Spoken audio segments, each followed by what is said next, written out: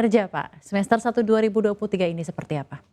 Ya, jadi mungkin kalau di kuartal 3 kita belum publish, kita mau publish akhir bulan ini.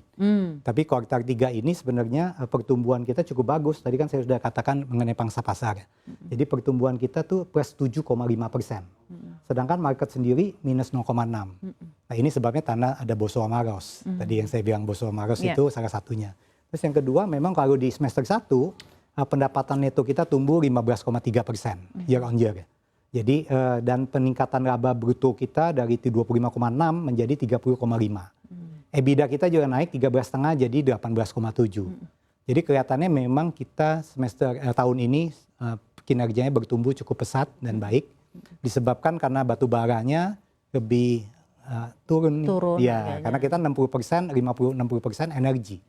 Cost energi. Jadi begitu batu baranya turun, terus ada DMO, nah kita sangat terbantu. Jadi memang dari segi expense cukup lebih efisien ya Pak di tahun ini dan itu mengatribusikan kepada kinerja dari profit yang juga jauh lebih baik gitu ya betul Pak. Sekali. Nah dari segi revenue-nya sendiri Pak, bagaimana kinerja untuk revenue-nya dan juga sales-nya di semester 1? Ya jadi penjualan kita tadi naik 15,3 year on year, 15,3%.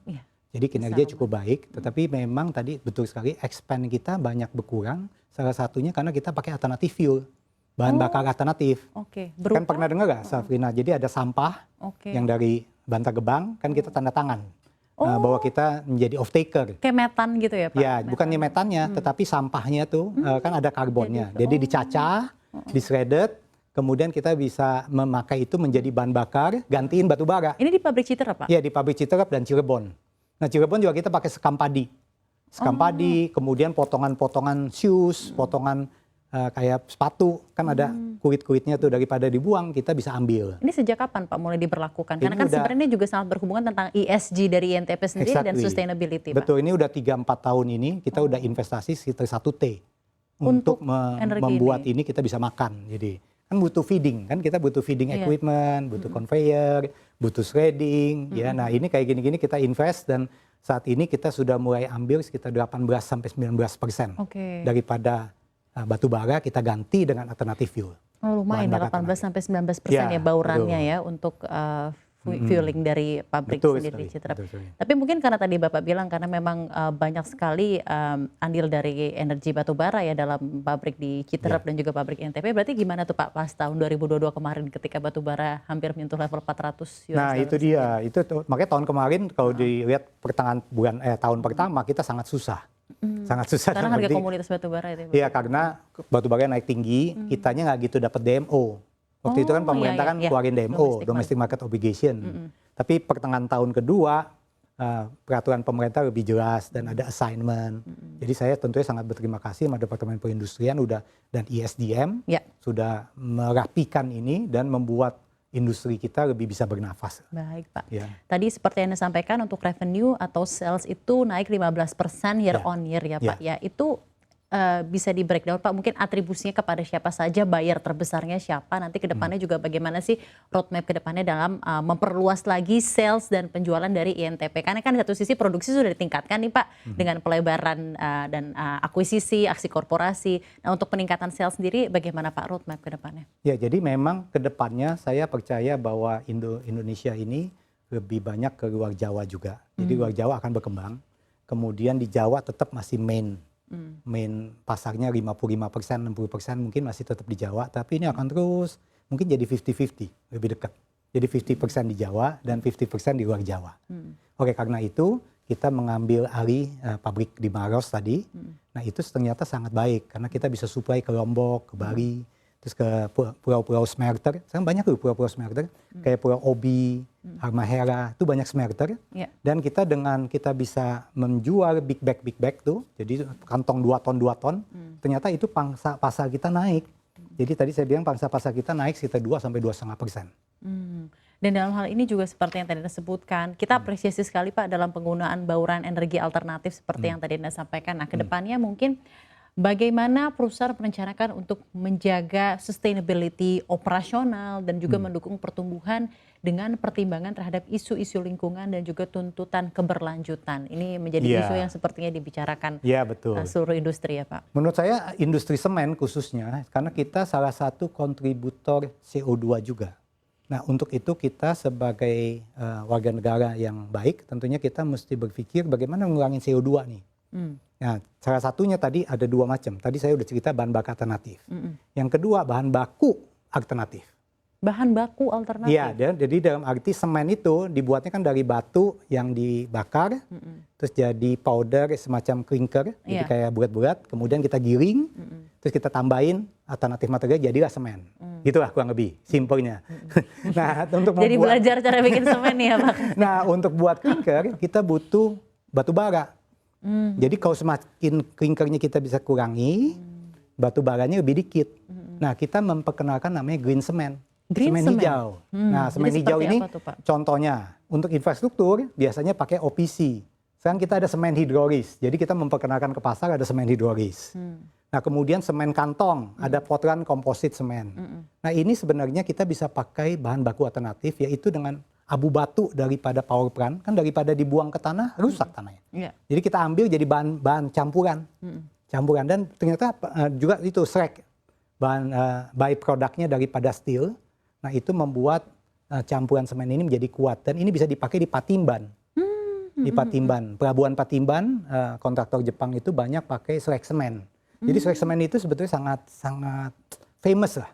Di luar negeri semua pada pakai slag semen, PCC, branded semen. Ini yang tadi bentuk dari green semen itu tadi ya Pak? Green Ya, OPC tadi Bapak. Iya, jangan pakai OPC lagi. OPC sebetulnya udah out of date. Kuno, gitu ya. Nah, itu yang menurut saya Indosemen dan asosiasi lagi memperjuangkan supaya kita mendukung proyek yang CO2 reduction, pengurangan CO2, carbon emission juga carbon ya Pak, emisi. Nah, itulah sebabnya Indosemen menjadi pemimpin untuk kita dengan Bantar Gebang, kita salah satunya, kemudian dengan pemerintah Jawa Barat, kita ada Nambo, kemudian dengan pemerintah-pemerintah lain kita udah mulai bekerja sama dan juga kita ambil sekam padi. Terus bahan-bahan bekas kita ambil juga. Untuk harganya sendiri saya jadi penasaran Pak mengenai green semen ini apakah berbeda dengan semen biasa dan bagaimana juga nanti pengaplikasiannya ketika akhirnya digunakan menjadi bahan baku suatu proyek infrastruktur. Let's say misalnya IKN dan lain-lainnya. Seperti apa Pak? Sebetulnya yang sedang kami lakukan dengan para pelanggan kita, yaitu beton siap pakai, kan banyak kan yang memakai kita kan beton, pabrikan-pabrikan beton. Nah, kita memberi harga khusus kalau mereka mau pakai green cement supaya kasih insentif. Kasih insentif. Sebetulnya ini kualitasnya lebih baik dan juga kita bisa mendapat CO2 reduction yang lebih baik. Berarti slightly lebih mahal ya Pak dalam green cement ini? Sebetulnya green cement sebetulnya lebih mahal tapi kita jual lebih murah loh. Oh. Iya. Karena betulnya. Insentif lagi itu karena tadi. Insentif. Karena kita sharing biaya sebenarnya nggak lebih mahal juga karena kan batu bara kalau kita ganti dengan RDF yang tadi dari sampah tuh harganya kurang lebih 40% atau 50%. Nah, jadi dengan itu kita sharing benefit ini ke pelanggan kita supaya dia mau pakai. Karena kalau enggak ada yang mau pakai. Nah, inilah membuat kita melihat ini mestinya win-win. Untuk jadi untuk pengurangan CO2 dan juga untuk ESG. Oke, dan dari segi teknis dan konstruksi apakah berbeda Pak jika menggunakan semen yang biasa saja dibandingkan dengan enggak beda, sendiri. Justru lebih bagus. Jadi uniknya ya Safrina, jadi uniknya kalau kita memakai green cement ini, misalkan kalau kayak di pelabuhan kita pakai slag cement, dia itu penetrasi daripada air laut sulfat tuh lebih kuat. Kalau enggak nanti kita lebih cepat keropos betonnya. Nah, itulah sebabnya kita menganjurkan kepada pelanggan-pelanggan kita, yuk coba dulu nih. Baik. Jadi kalau kita mau ngecor basement, coba dulu nih. Biar percaya ya. Ya, betul. Nah, untuk itu kita kasih insentif. Baik. Jadi itulah yang kita lakukan. Baik. Ini menarik sekali. Nah, sekarang mungkin isu diskusinya nih saya agak coba tanyakan ya Pak ya mengenai kita ketahui sudah bulan akhir Oktober nih Pak, udah memasuki fase tahun politik di 2024. Bagaimana Anda melihatnya ini akan berpengaruh terhadap industri semen sendiri Pak?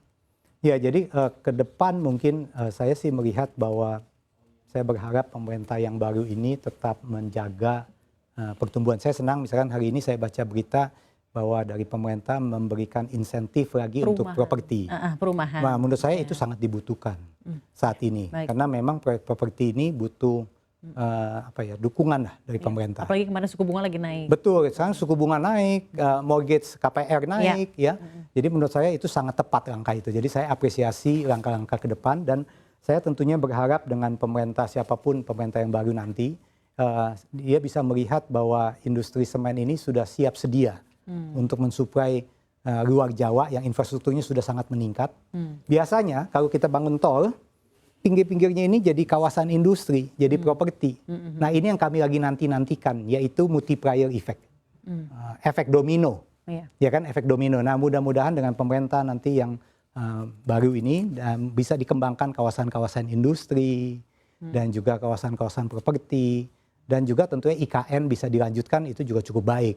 Karena kan IKN merupakan salah satu ide yang baik dan kami sudah berkonsentrasi juga membantu mensuplai dengan untuk ada terminal Samarinda, dengan ada kita mengambil alih pabrikan di Maros, jadi kita udah siap sekali untuk supply. Nah itu sih kurang lebih. Ya, jadi memang sudah forward looking juga untuk IKN ya Pak. Ya, betul. Juga ada banyak harapan untuk tahun politik di 2024 ini tetap semakin flourishing lah Pak ekosistem dari infrastruktur dan Betul juga sekali. properti dan lain-lain.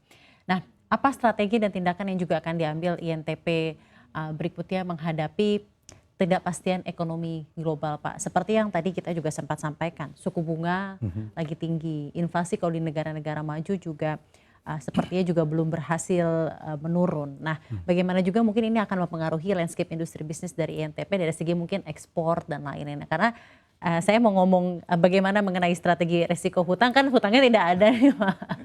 Jadi bagaimana nih Pak ketidakpastian global dan ngaruhnya ke INTP seperti apa? Ya tadi semen itu bulky produk, dalam arti berat dan gak gitu mahal. Nah itulah sebabnya logistic cost is everything. Nah yang Indosemen lakukan mencoba melakukan efisiensi biaya logistik, Safrina. Jadi kita coba lakukan sebisa-bisa mungkin, jadi misalkan ekspor dengan kita mengambil alih pabrikan di Maros, pabrikan di Tarjun ini kita sudah punya, nah kita bisa mengekspor dengan baik. Kemudian biaya logistik dengan kita ambil alih semen gerobokan, kita bisa memperkuat jalur distribusi logistik yang bisa setengah daripada biaya logistik kita untuk yang di Jawa Tengah. Jadi semakin lebih efisien. Baik. Dan tentunya kita juga mengawasi pasar-pasar cost control dan juga digitalisasi, otomisasi. Nah itu yang kita lakukan. Baik, nah mungkin Pak terakhir saja sebagai penutup di diskusi kita hari ini di Consumer Reports, kisi-kisi mungkin Pak sedikit tentang pencapaian kinerja kuartal 3 tahun 2023 ini tidak serta-merta harus numbers Pak, mungkin dari segi apa yang bisa disampaikan juga kepada pemirsa CNBC Indonesia dan mungkin juga rencana-rencana roadmap selalu ke depannya untuk pengembangan INTP, kan seperti yang disampaikan 30 November itu close deal dengan SGB dan mungkin ya aspirasi ke depannya Pak. Ya jadi memang outlook-nya saya melihat tahun ini mudah-mudahan kita tutup dengan bagus gitu ya, P&L-nya tetap kuat. Baik. Karena memang kita ada tambahan kekuatan, ada semen Bosowa Maros yang kita full effect konsolidasi tahun ini, tahun kemarin baru mulai September ya.